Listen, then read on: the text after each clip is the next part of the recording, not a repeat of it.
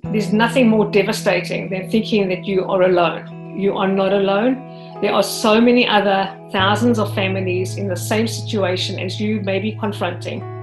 I became a caregiver in 1978 when my son was first diagnosed with schizophrenia. He was 17 years old at the time. I became a caregiver almost 10 years ago when my partner, fiance at the time, had a high-level spinal cord injury.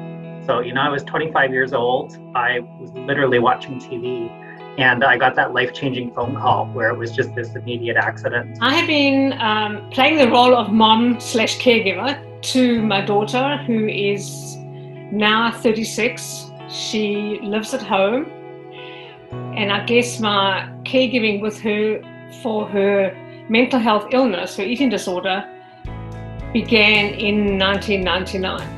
I became a caregiver 5 years ago when my husband suffered a heart attack, cardiac arrest, and as a result of the cardiac arrest, fell and hit his head and was diagnosed with post-concussion symptoms. I have a very large family, but we've had about 16 family members and close friends that have had cancer or other illnesses that required caregiving and assistance on their journey. The two instances, other than supporting my mother-in-law through breast cancer, my mom was diagnosed with cancer in 2008, providing in-home care for my father before he passed, and helping and assisting my mom, both of them, with that process. The relationship changes that I experienced were quite profound, actually.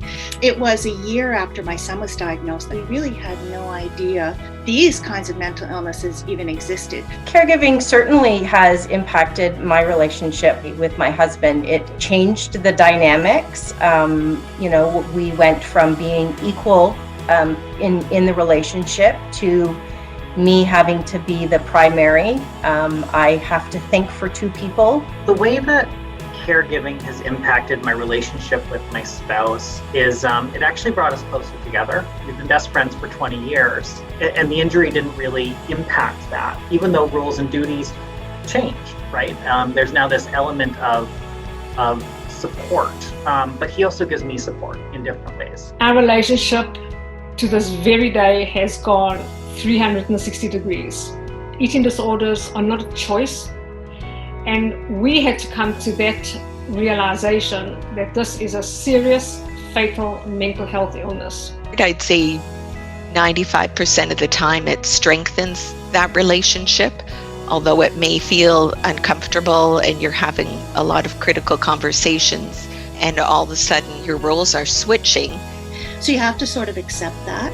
People can only accept what's going on when they're ready to accept that. Some people are angry, some people are so sad and over the whole situation. And so everybody moves through their levels of acceptance at their own rate. It can be from going from a reciprocal relationship almost to a transactional. So you want to always remember that this is still your family and these are still really valuable memories that you're making. And I would say taking a family education class and learning as much as you can about the illness that your loved one is affected by, and belonging to a support group of people who are also coping with the same illnesses in their loved one. That is the most precious gift that people can give to each other, is to be there and support each other through it. You're not alone in everything you're experiencing.